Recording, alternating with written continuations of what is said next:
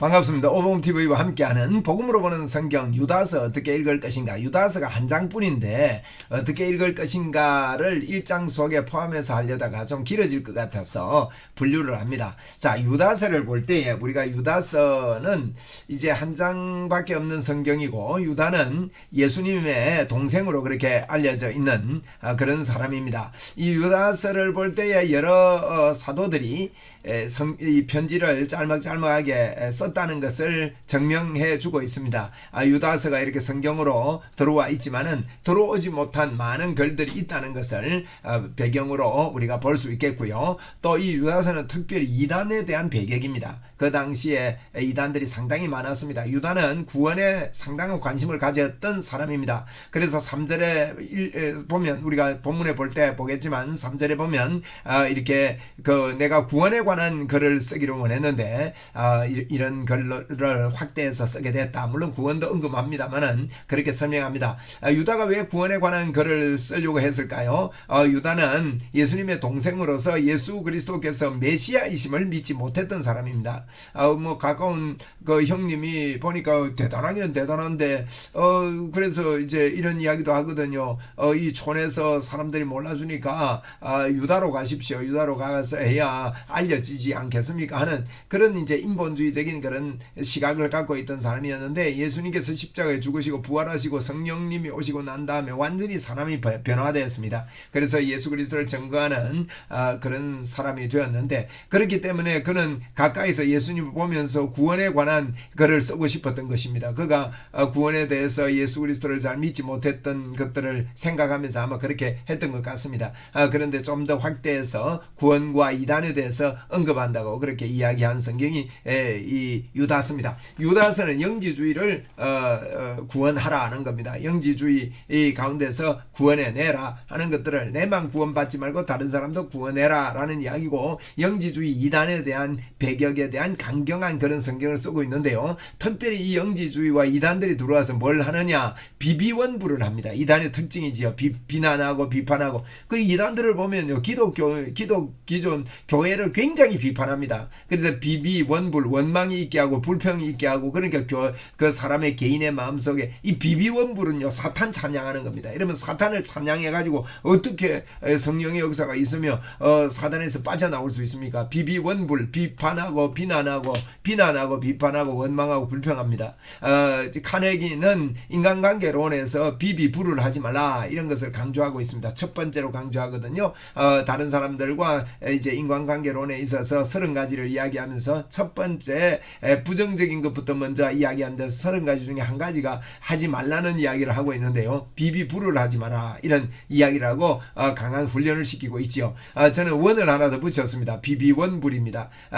비난하고 비판하고 원망하고 불평하는 것은 사단 찬양하는 건데, 특별히 유다서에 이러한 것들을 배격하고 있는 것을 봅니다. 요점을 정리해 보겠습니다. 예수님의 동생 유다가 기록한 성경으로 알고 있습니다. 예수 그리스도의 종 야고보의 형제인 유다다 분명히 언급하고 있기 때문입니다.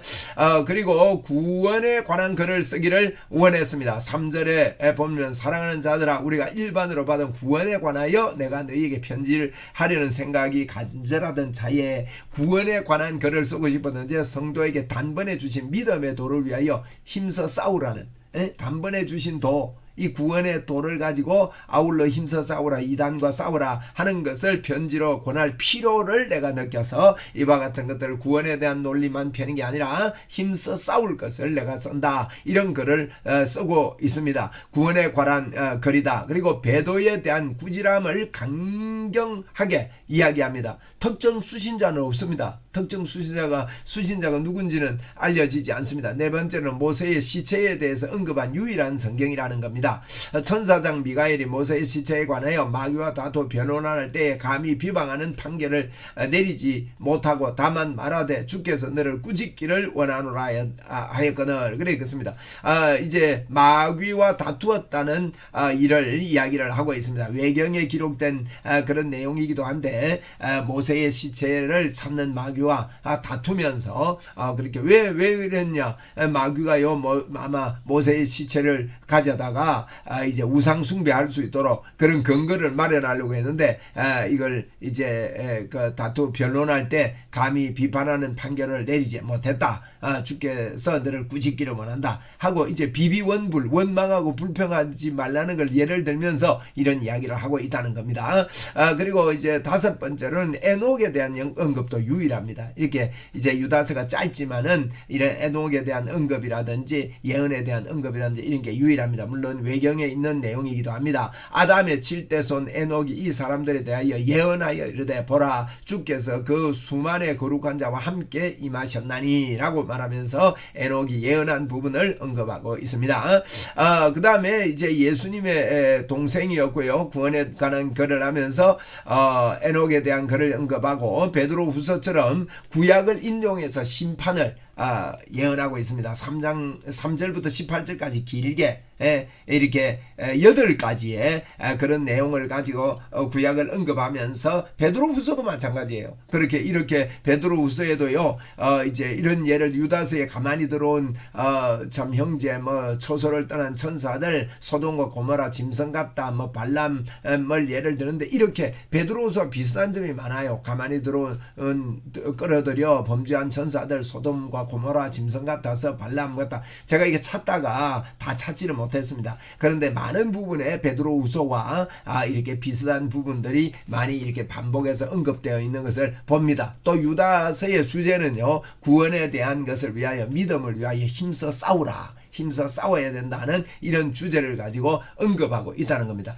이렇게 유다서를 저희들이 살펴볼 수 있고요. 내용을 한번 파악하겠습니다. 여러분 서론을 하면서 믿음을 위해 싸우라고 말하면서 거짓 교사들이 생겼다고 말하며 거짓 교사들에게 제가 이제 8가지를요 4가지로 좀 눈에 들어오라고 분류를 해놨습니다. 이 8가지의 내용을 가지고 이제 이제 첫째 8가지는 5절부터 10절까지 있는데 이제 이스라엘 백성들 광야 반역 또 천사 반역하는 천사들 또 소돔 모세의 성전 이런 이야기하면서 권위에 반역하고 성적 타락에 대한 거 또 선지자를 거부하는 거 이런 내용들 4가지 그 다음에는요 이제 또 4가지는 창세기 4장의 가인에 대한 예 발람에 대한 예 고라와 에녹에 대한 예 이렇게 4가지가 있는데 자기만을 위하는 목자에 대해서 그린 거고요. 비 내리지 않는 구름과 같고 거친 바다 물결과 같다는 이런 표현을 쓰고 있습니다. 거짓 교사들에 대해서 8가지 예를 들면서 하고 있고 이들에게 경고를 하는데요. 16절부터 19절까지 그래서 거짓 교사들에 대해서 8가지 구약을 인용하고 이들에 대해서 경고하는데 오래된 경고와 또 신약에 예수님께서 근래에 경고한 것들을 섞어서 이렇게 14절 16절에 오래된 경고 또 이제 17절부터 19절은 예수님이 하신 경고 그 경고를 베드로후서도 그렇고 요한일서도 디모데후서도 바울서도 이렇게 경고한 이런 내용들이 있는데 이런 경고를 하고 있습니다. 짧은 성경이지만 그리고 20절부터 25절까지는 이제 복음에 깨어서 힘써 싸우라 라는 이런 내용이 유다서에 기록되어 있고요. 그 내용 전체를 우리가 보면 이제 제목을 영지주의라고 정했습니다. 인사를 하고요. 변론하는 이유 그들이 배교했기 때문이라고 말씀하면서 변론의 대책을 17절로 20절까지 이야기하면서 분열하는 것은 육에 속한 자며 성령이 없는 자다 하면서 거룩한 믿음 위에 성령으로 기도하고 긍휼히 여겨서 그들을 구원하라. 이게 특징이 구원하라. 그들이 참 배격하고 있지만 그들을 구원해낼 것을 전도해낼 것을 유다서도 역시 이야기를 하고 있습니다. 여러분 성경에서 우리 예수 믿는 사람들이 단순히 건강해라 너만 잘 살아라 너가 주님 맞이할 준비 잘해라 이 말만 하고 있지 않다는 것을 꼭 기억해야 됩니다. 그것으로 많이 치우쳐 있는 것을 보기 때문입니다. 우리에게요 강건하라 한 이유는 전도하기 위해서 강건한 것입니다. 우리는요 지금 죽어도 천국 갑니다.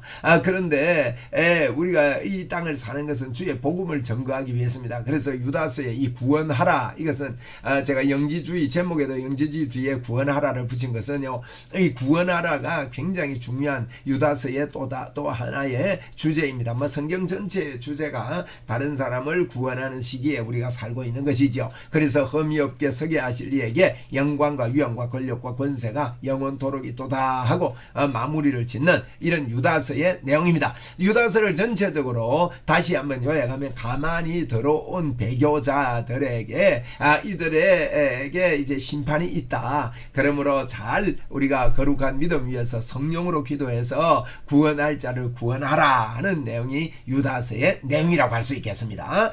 자, 영지주의를 이제 구원하라 하는 이런 이야기입니다. 물론 이단과 인사도 하지 말고 이제 집에 들이지 말아야 됩니다. 이단들을 구원하라는 게 아니라 거기에 빠져들어가는 사람들을 구원해내라고 유다가 이야기를 하고 있습니다. 그래서 이단의 특징은 교회 안에 비비원부를 가져와서 교회를 하려고 하고 무너뜨리려고 하는 이 더러운 이단을 강력하게 배격하는 것이 유다서다 하는 것을 말씀드립니다.